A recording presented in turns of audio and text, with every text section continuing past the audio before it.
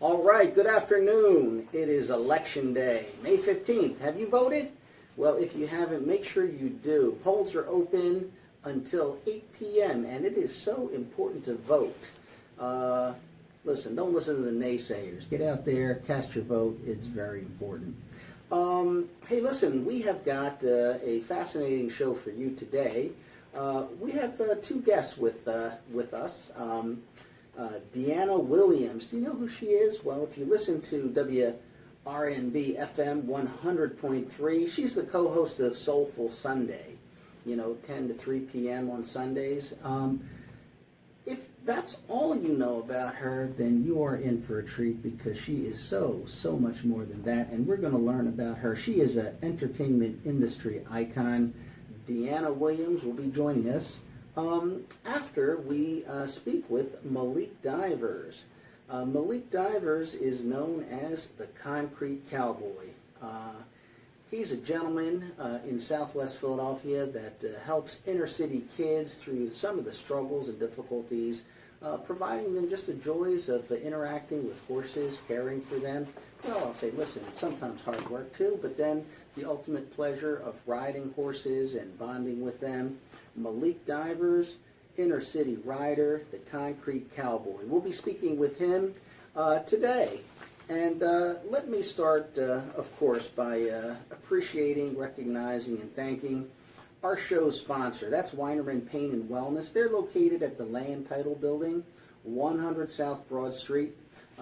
They specialize in helping people rehabilitate themselves, get rehabilitated from physical injuries. They do a great job. I've visited them.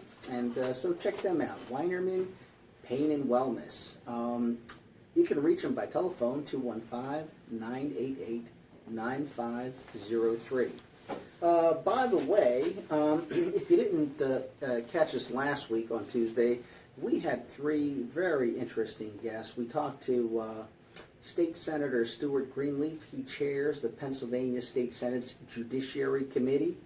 And we were talking about criminal justice reform. He is the author of some 20 bills on criminal justice reform. And, sometimes that phrase can be a loaded phrase. To some people, it means weak on crime. That's certainly not what we're talking about. We're talking about fairness, justice. We want to ensure that we are not punishing innocent persons when there's evidence that shows that they are innocent. That should matter, shouldn't it? Well, that's at the heart of what he is doing, that I'm working with him on to support what he's doing. And then we talked to Muay Thai world champion Rami Ibrahim. And yes, he's in the New Jersey Hall of Fame as a fighter and trainer, unifying the world title for some different belts. He has 188 fights, and he just had his last fight and retired. We're wishing him well. And then we spoke to Janet Benton. She's the author of Lily de Jong. And it was a timely interview because of Mother's Day. It's a historical novel about the struggles of women, unwed mothers back in the 1880s, right here in Philadelphia.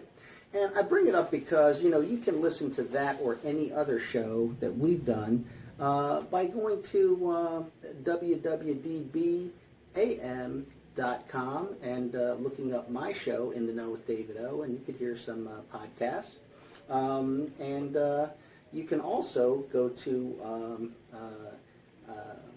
well, help me out, Dan. What are we talking about here? YouTube, right? Yeah, look, my friend, and he's videotaping me right now. Every time I mess up, I just say what the hip-hop artists say. I'm keeping it real. See, this is not pre-recorded. This is live, right? Keeping it real, Dan.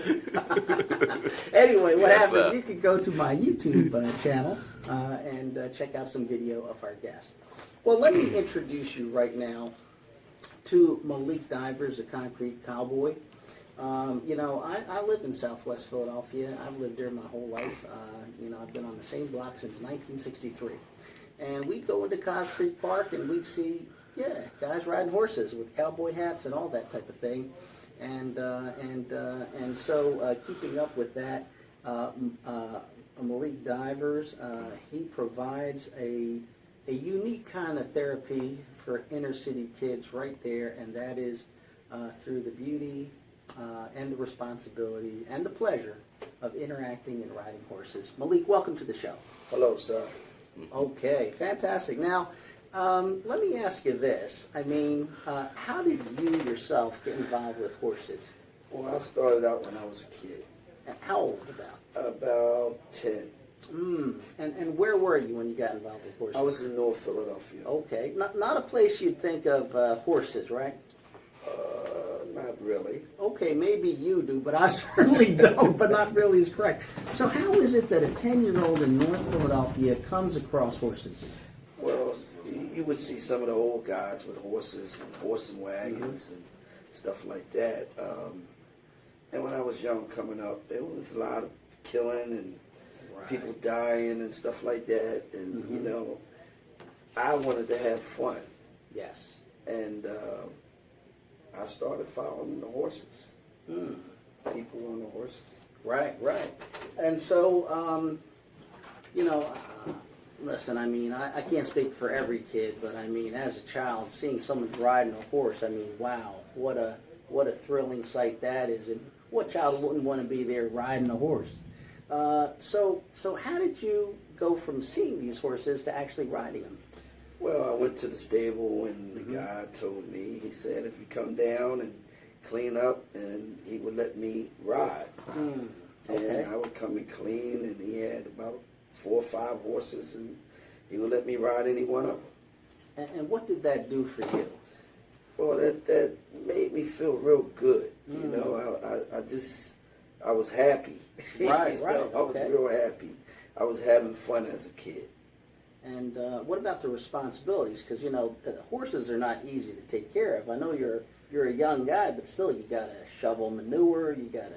When I was a kid, it was, you know, it put strength into my body, you know. Okay. And made me feel more, you know, like I had a job. Oh, okay. How the kids feel today when they are doing it. So now let me fast forward to more recent times. How is it that you end up having a stable of horses? Well, I used to do construction. I went to school for training to be a carpenter. I went to National Temple Training School in North Philly. And they taught me how to build houses. Right. Okay. And I learned how to be a carpenter. And once I started being a carpenter, they gave me a job. I worked with them. And they was training me all at the same time. So I took it with me. Right. You know. And this job, this ability to build houses, how did that end up helping you to have a stable of horses? I went to, later years, I went to Cobb's Creek and I bought a horse. Now, how do you buy a horse in Cobb's Creek? Because I live in Cobb's Creek. That's where they was keeping horses. Okay. But I went up in the country and I got a horse, and the guy bought him back for me. Right. And I kept him in Cobb's Creek. Okay. And, now that's a big responsibility. Yeah, it gave me something to do. Okay. You know. And from there, you know, they started putting people out because it was a new owner. Right. Okay. And they no longer wanted horses there. So I didn't give up. And I went somewhere and found me a place to keep my horse. Okay. Did you build the stable or? I had some people to build it. Okay. Yeah, I showed them what to do, and they did it. All right. Fantastic. And so tell me about your work with the youth. And how did you get involved in that work, first of all? Well, it was when I built my stable, there was some kids running around in the street. Right. You know, with their shoes untied, snotty noses, right, doing bad things, going in stores, stealing. Right. And I put them on a horse. And once I put them on a horse, they started being responsible and doing responsible things. And what was the year, if you recall, that you first started doing this? It's been so long, I don't recall. Many years ago. Many years ago. But through that time, just one kid led to another kid. Yes. And I'm sure they've come and gone, but yes. you've maintained this program. Yes. Okay, fantastic. What are some of the highlights of, your work with kids? As far as? What are some examples of how you've helped kids or interacted with kids through riding that are some of the fondest memories that you have? Well, I keep them busy. Mm-hmm. You know, I teach them and I keep them busy. There's always something to do. I remember, you were talking about, and I had read about a young man who ultimately went to the military. Yes. Yeah, he's probably one of your fondest memories, I would say. Yes. Well, why don't you tell our listeners about that young man? How did you meet him in the first place? Well, he came to me one day. He wanted a job with the horses. And I told him I didn't have room for him. And I ended up, a couple weeks later, I got some room for him. And he came into the stable. And he started working. Doing what? What was he doing? He was cleaning up the stalls. Right. And the three boys, the other three boys was outside when I went to the store, and I came back, and they was laughing, and I happened to say, well, what are you laughing about? What are y'all laughing about? And they said, Gabriel had a hole in his sneaker. Mm. And I went in there, and I asked Gabriel to lift up his feet, and Gabriel had a big hole in his sneaker where I could put my whole hand in there. Mm. And I told him to stop doing what he was doing. Because what he was doing was shoveling manure, wasn't he? Yes, he was and shoveling so he manure. was deep in it. He was deep in it. Right, okay. And I told him to stop. And, Right. stop doing what he was doing. And I took him to a thrift store and got him some sneakers. And a hoodie, a couple shirts. Right. And so that was kind of like your first bonding experience with him. And Yes. And how did he react to that? You buying him stuff and letting him work on horses? Well, he was happy then because he was kind of sad, Right. He had nothing to do. It was hot. He just walked in the streets. And I read you became kind of a father figure to him. Yes, I did. And Every that- time he got in trouble in school, he called me. You were the one who had to come and be responsible. Yes. Now, ultimately, he went into the military. Is that right? Yes. Okay. And well, he's out of the military now, Yeah. and he's had a successful time there. But at the same time, Philadelphia memories weren't good for him. Yes, it wasn't. And so, how did that affect him? Well, he didn't want to look back. He told me he didn't want to come around where he used to live. And he just trying to live his life and Right. go on. But certainly that period of time where he was with you and riding horses and all that, it's got to be part of what made him able to be successful and Yes. move forward. Yes. Now, not every story has turned out as well as that one. Yes. Yeah, and unfortunately, some of the times that you have these kids and you're helping them, there's been some unfortunate circumstances where the parents become very jealous of you. Yes.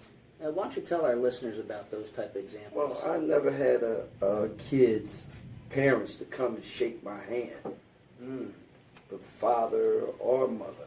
Right. I had never had nobody to come up and say, I appreciate what you did with my kid as far as letting him work with you. I never had that. Yeah, and it's interesting because you were telling me earlier about one kid, and then he really was looking to you kind of as his father because his father wasn't involved in his life. And when the father got back involved with him about 6 years after being absent for 6 years, the father was very jealous and just wouldn't let the kid come around to ride horses anymore. Yes, he wouldn't let him come around. He stopped him from coming around.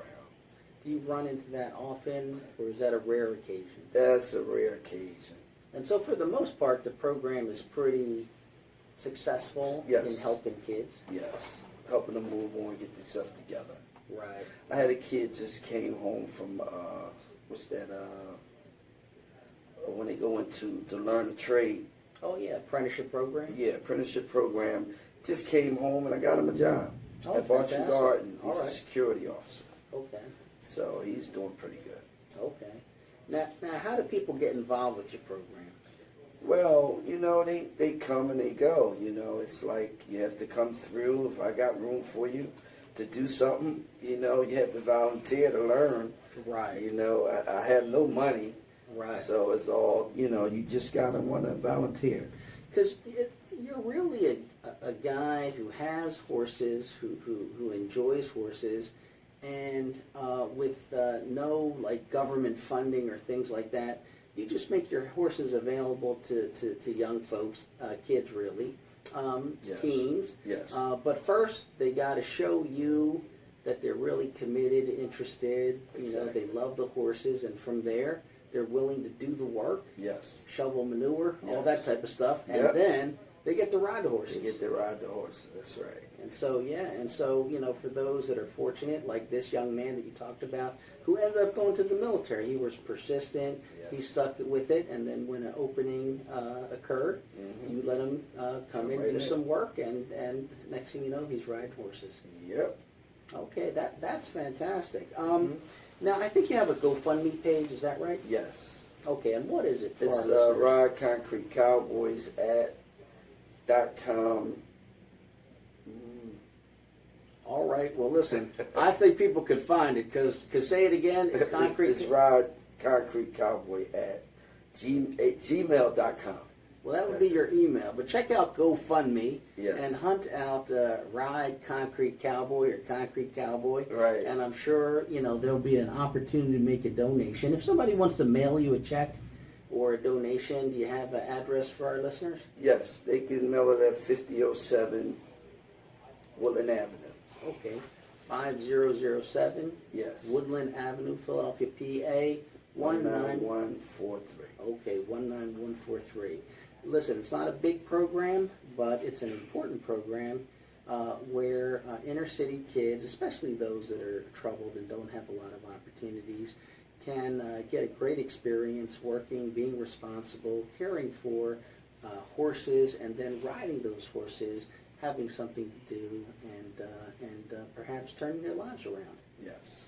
Well, listen, thank you very much for joining us today. I'm looking at this wonderful picture from one of the articles of a young man, cowboy hat, horse arched up on its hind legs.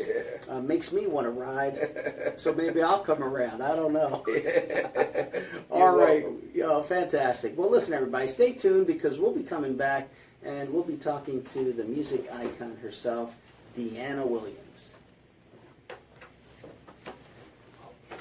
This is Malik Divers. Back. Listen, we were talking to the Concrete Cowboy, Malik Divers, inner city riders. He has a program where he helps young people, many times kind of in the rough inner city, get the opportunity to ride horses. But before that, they got to care for the horses, and hey, that's a big responsibility. And so it's not for everybody. For those who are fortunate to get involved with the Concrete Cowboy, Malik Divers, it can be a life-altering experience.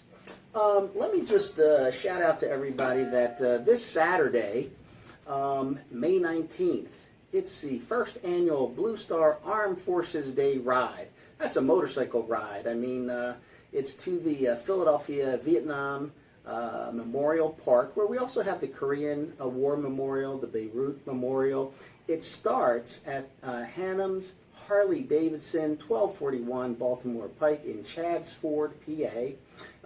Kickstands up at 11 a.m. and then arriving in Philadelphia, the program begins about 12 o'clock, and it's all there to honor and celebrate our armed forces. This is sponsored by Combat Vets Motorcycle Association of Pennsylvania, Chapter 22-3. Well, listen, I am sitting here with Dyana Williams. I have known her for a few years now, and by the way, many people, of course, know her without ever having met her. She's Dyana Williams, and I start that way because, of course, many people know that she co-hosts Soulful Sundays on WRNB-FM 100.3.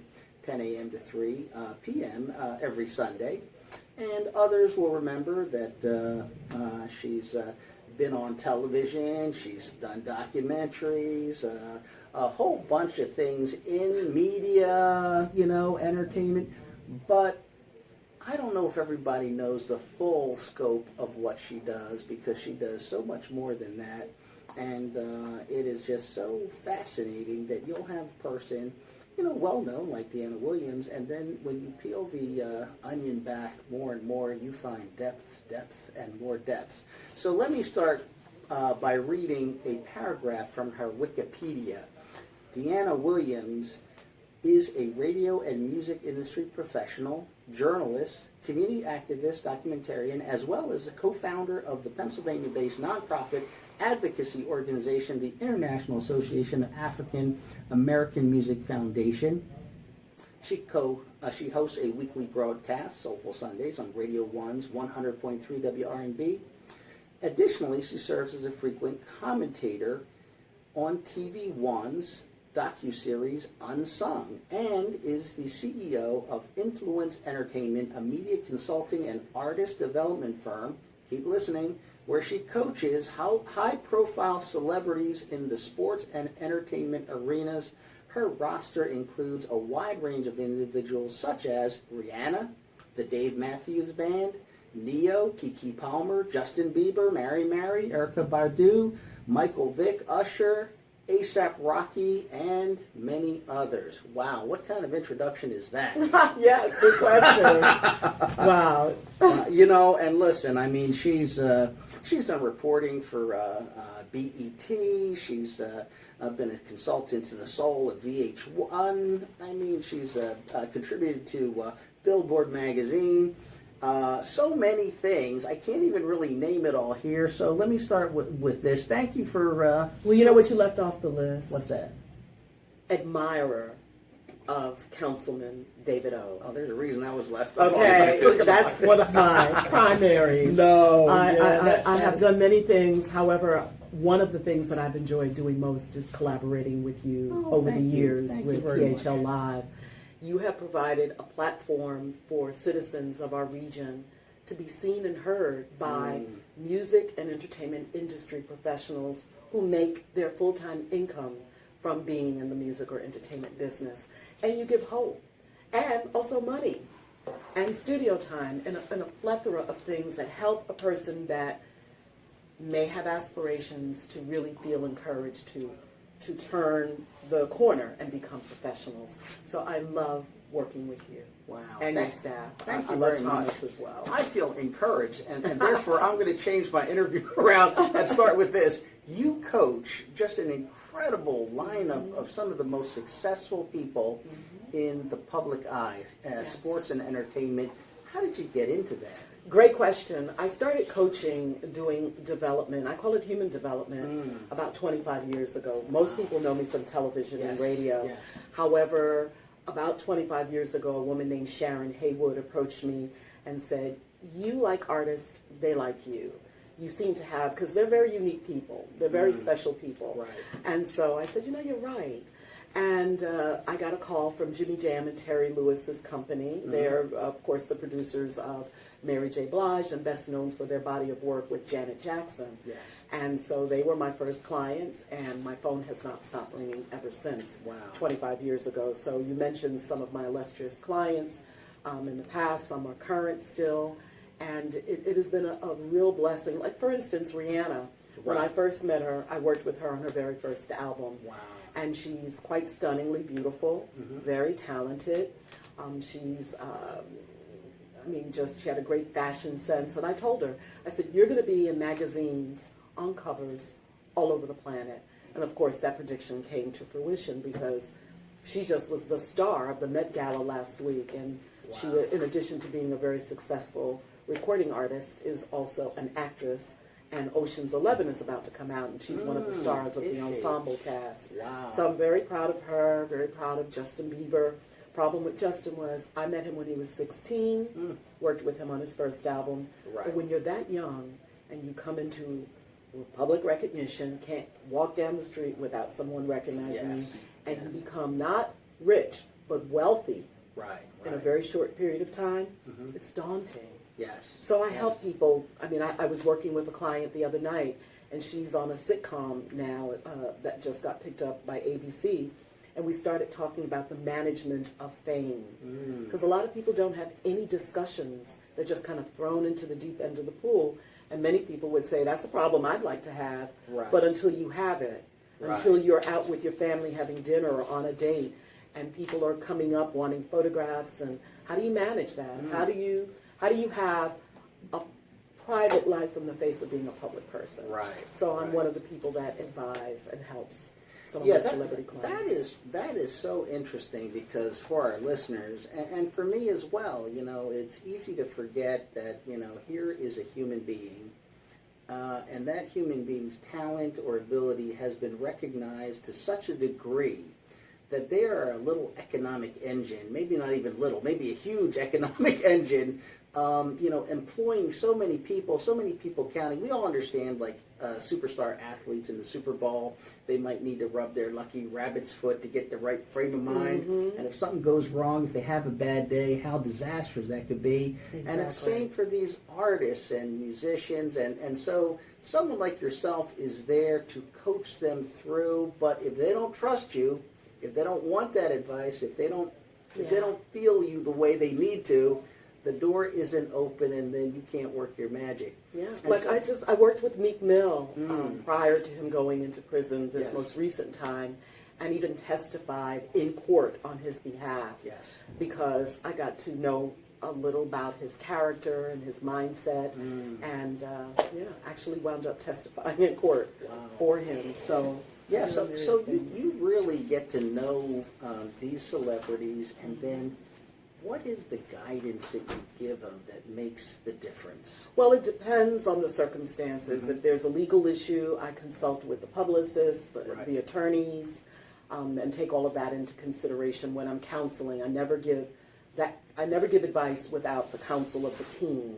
Yes. But then at the end of the day, the team and I have agreed on what I'm going to counsel the client if there's a legal issue. And in general, the basic tenets of good communications involve who, what, where, when, why, how, and when. And that's what I address when I'm working with my celebrity clients. Who are you? Where did you come from? How did you get your start? What are your dreams and aspirations? When is your product or your project coming out? Why do you do the kind of music or whatever, the kind of films, or write the kind of books, whatever. So we get into it, and you would be surprised, David. Some people, they're very talented, but they cannot articulate what I call the prime time messages. Right. So I assist them in the process of developing what to talk about and how to do it. Let me ask you this, since you brought it up, because it's so interesting to me. I remember reading, and I don't know if it's true, like things you read in public, you never know if they're really true. Right. But I remember reading about a gentleman who went to, I think it was Jamaica, and he met a teenager, someone, he saw her perform, and right away he brought her to America, and it was Rihanna. Oh, And yeah. then he ends up, I think, taking her to Jay-Z, and ends up the Jay-Z. He wouldn't let her out of the building. Wouldn't let her They out. called her attorney, said, come, we're not letting her Signed out of the building, everything. and signed her right on the spot. And is that That's the true. album you worked on? Yes, that So is that the very first first one. blockbuster album that brought her out. Now, what was it? What were the issues that you saw in this unknown young person with obviously this incredible talent that Jay-Z wouldn't let her out of the building, and now she's got to produce this album, and there you are trying to bring it all together. Yeah, well, she had a very thick accent at that time, and she was concerned that people would not be able to understand her. And I told her, I said, no, they'll enjoy the variance, the difference. Right. And I said, you speak English well enough, because she comes from a country where they speak English. They just have an accent. And her concerns were obliterated when people heard the music. And people like exotic. She's exotic. She's from the Caribbean. Right. You know, she's statuesque. She's just stunningly beautiful. No makeup. I've seen her with no makeup. And she just, I assured her that she was going to be super successful. I mean, she had Jay-Z. She had her own talent. She had a machine behind her. And thus far, it's proven to be a success. Now, your own experience is just so deep and wide. I mean, I can't just go through how many first you've done in radio in Washington, D.C., in New York. Kind of like you being the first on city council and being the first to have served in the military. I mean, I think it should, and again, thank you for your service to our country. You're a first as well. And yes, I have been a first. I received that as a blessing and an opportunity and a responsibility to demonstrate a character and integrity and excellence. That's how I view my position as a woman who was a pioneer in FM radio. I was on a rock radio station. I'm Latina, I'm Puerto Rican and Black and Irish, and I felt that was a responsibility to show that I could do it and other women could do it as well. When I first started in radio in 1972, there were hardly any women. Right. Now there's a plethora of women. You'll see 2 women on the air back to back. Not only is the producer a woman, the engineer might be a woman, but it wasn't like that when I first started in the business. But I credit my parents. I credit my parents, my mother, Nancy, and my father, George. Wonderful, nurturing parents. I'm an only child, but I grew up in a home with books where education was stressed. And also my parents, my father in particular, told me, anything you dream, anything that you wish to do, you can do it. My father gave me confidence. And also seeing my mother is a Dr. Newman.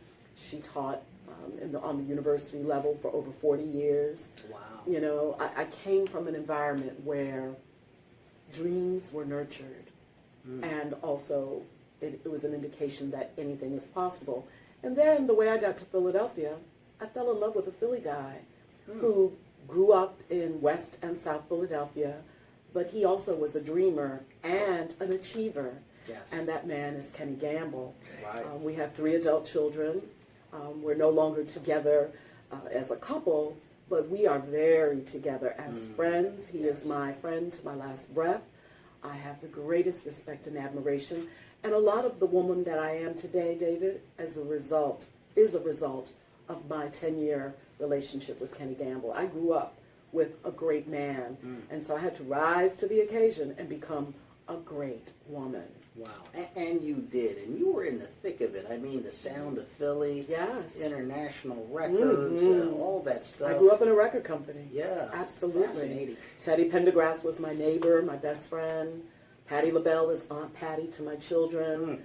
Billy Paul, Lou Rawls, Gene Carn, MFSB, all of the members of the musicians that put the music together with Gamble and Huff and I got to bring up this point, because one of the things I wanted to bring up in talking with you, because, I've known you, but I didn't know all that. Really? You didn't know that? No, and guess what? I'm not the only one. So what happens is, you're this great resource, this great asset here in Philadelphia, and you're so approachable, but people don't fully know all that about you, and I feel like it's in a way a waste in some sense. I'm sure, it's probably better for your privacy and peace of mind. Well, you're right. No, and you know this as well, being because you are a public person, you're a public servant. Yes.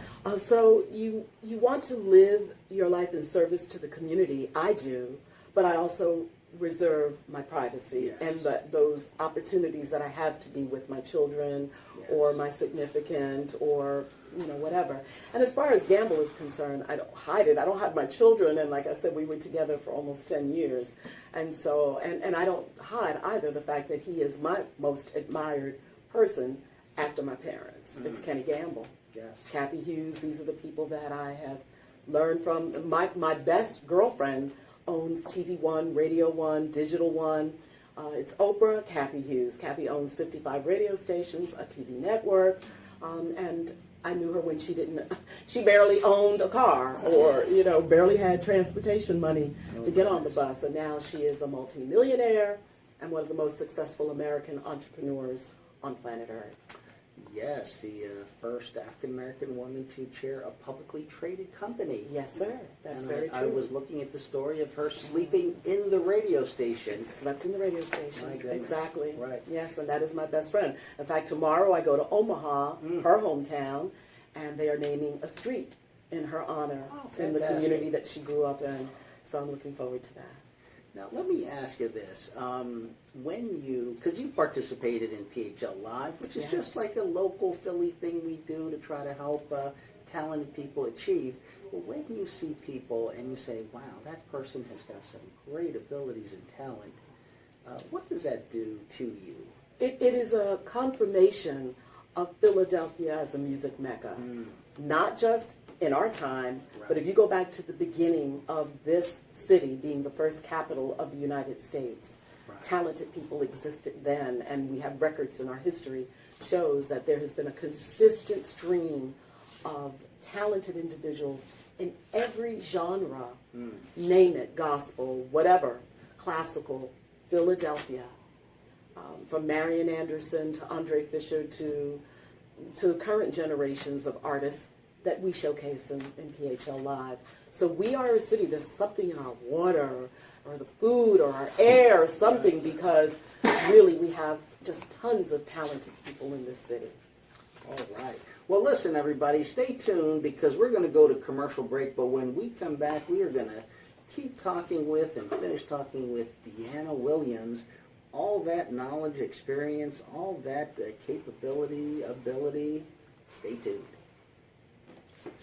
All right, we are back. We're talking to Dyana Williams, co-host of Soulful Sunday, WRNB FM 100.3. She is on Sunday, 10 a.m. to 3 p.m., and you should tune in because now that you know her better, you also know what's behind her more and more. We're going to get to that, right back to that. I just want to remind everyone that we were talking to Malik Divers, the Concrete Cowboy. Google him. Check him out. He does wonderful work with kids. Look, what kid wouldn't want to ride a horse? But especially those kids in inner city Philadelphia or some rough neighborhoods. They see, folks riding horses and, they get the opportunity.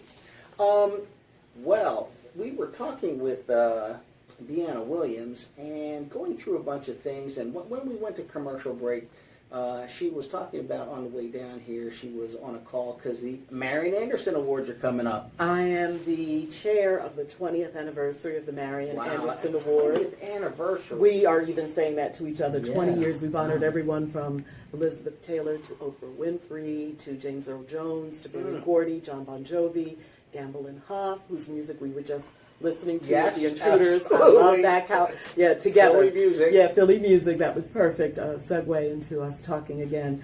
But yes, I am chairing, and shout out to the Marian Anderson Board, to Pat Moran, who's our president, and November 20th is the date. I'm making a public announcement. November 20th. Write it down. The Kimmel November Center 20th. for the Performing Arts. I cannot reveal yet our honoree, but I will tell you that it's going to be a splendid, magnificent night in celebration of a woman who was a champion for civil rights, who challenged racism, and with the assistance of Eleanor Roosevelt was able to make some strides at a time where racism was so pervasive, as it remains now. It's still pervasive. I mean, we have a serious issue that we do not discuss in this country, but it's a problem that continues to happen.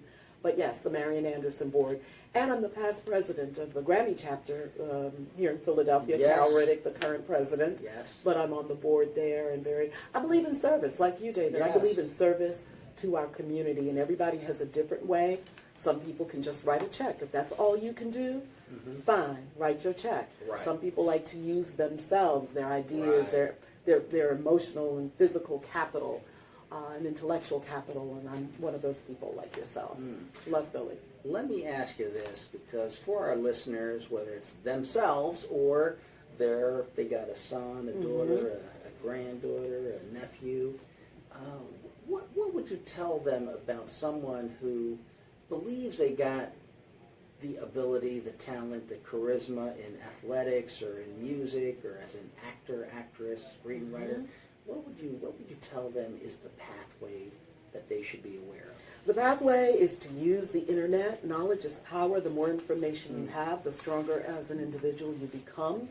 Also, seek a mentor, a person who is going to help guide you through the journey of whatever it is you want to do. If you're interested in acting, then you need to find someone who does it and can tell you how it's done. What are the membership organizations you need to be involved in? For instance, our organization is SAG-AFTRA. That's the union for people who are actors or television or radio performers. So investigate, do they have a student chapter? Is there a radio station? If you're, let's say, for instance, you want to be on the radio. Is there a community radio station? We have Philly Media. Right.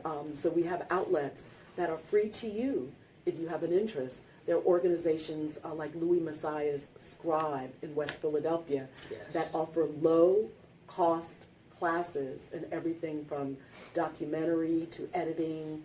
So, do your homework. Be prepared by starting to do your research. Get a mentor. And also, keep refining your skills. Keep growing. Don't settle and just say, well, I've got talent and I'm good. No, keep trying to be better. And look for opportunities such as PHL Live, where you can showcase your talent before professionals and be in an arena that you wish to be in. Put yourself in that place. And the best advice my parents gave me that I still use to the second is, anything that your mind can conceive and believe, you can achieve if you truly believe it. Yes. Now, if you don't, you're going to have some issues. But if you have conviction, determination, it is possible. I am a living example, as are you. Now, one of the things that I wonder about, and you often hear about it, sometimes see it on television and dramas and all that, is the talented person that gets led astray. And so what could you tell someone who's an aspiring artist, for example, and you got to beware not to get hooked up with the wrong people. Right. So then this is why I say knowledge is power. I wish I had the internet when I was growing up. My life would be radically different. It's a good life, but the access to information. Right. That's why I said earlier, knowledge is power. Right. So research a person, Google them, whatever search engine you use, Google them to see what comes up. Dig through their social media, their Instagram, their Facebook, their Twitter. Read up, what are their thoughts? What are they saying? To ask other people about them.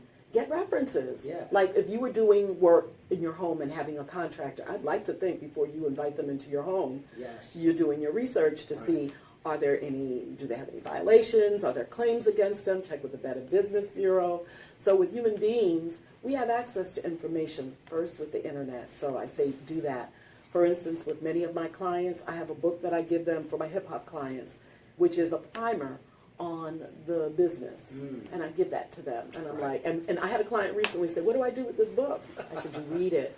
He's 18. He says, what do I do? I said, you read it, you learn, and you try to avoid the pitfalls that do exist, not just in the entertainment business, but in every business. Right, and what you said about SAG-AFTRA, Screen Actors Guild, Right. yes, and these associations, organizations, that's one of the ways to know that you're dealing with the real folks. Reputable people, yes. Exactly. So yes, just research. Don't take their word for granted. That's how a lot of people get into trouble.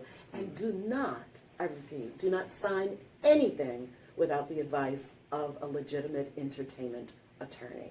Right, because you could be signing away. Many people have done that. Their Yes. rights, their royalties, their lives. Yeah. And they get in bad contracts and then it's a mess. Yeah. So don't go the cheap route. Right. Don't go take your time, ask around, do your research before you get into business with people. Now, how do these celebrities get in touch with you? And first of all, at what kind of level do you have to be to get coached by Dyana Williams? Well, the reality is, Limited time. Limited time. Can't help everybody. Can't help everyone, but I can be reached through my website, which is influenceentertainment.com. To ease back to back. Yep. And we get a lot of inquiries, and some people we are able to book. But I am super busy. I mean, in addition to my coaching business, we produce events. We book entertainment out at the airport, PHL. We have a contract with the city of Philadelphia to provide entertainment. So that's exciting because I have hired many groups, many individuals, some who are signed and others who are aspirants. I've done a combination of people. So we've had everybody at the airport from Carol Riddick, who is the president of the Philly Grammy chapter, to Bill Jolly, who is an Emmy award-winning producer, composer. Player, right? Yeah, well, that's Bill Jolly's brother, Brett. Oh, Bill Jolly is the that. pianist. Oh, yes. Right. Yeah, he's I a get pianist and arranger, Yes. but Brett Jolly is his brother.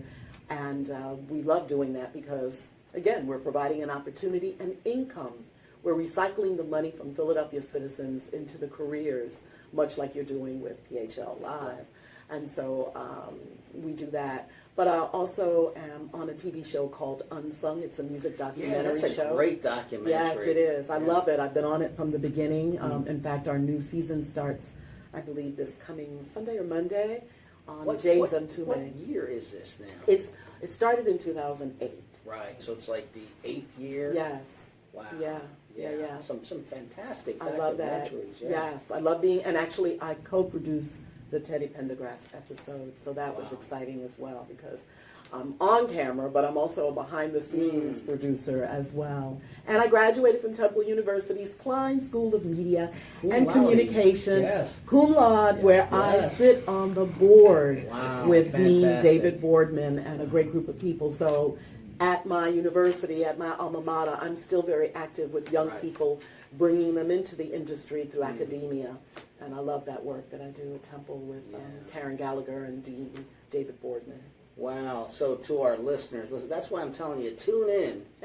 Soulful Sundays. With Derek Sampson, my co-host. You'll get a new appreciation. And you've been a guest on our show, David. I have, because you do so much community service. Mm-hmm. You let people on, talk about things that are important. Yes. And I think that is, just kind of a part of your persona, who you are in communications, entertainment, media, that type of thing. That's how my mama and daddy raised me, and they would have it. My mother listens to me on the radio. My father, until his death about 7 years ago, did the same thing, and it made me very proud to make my parents proud.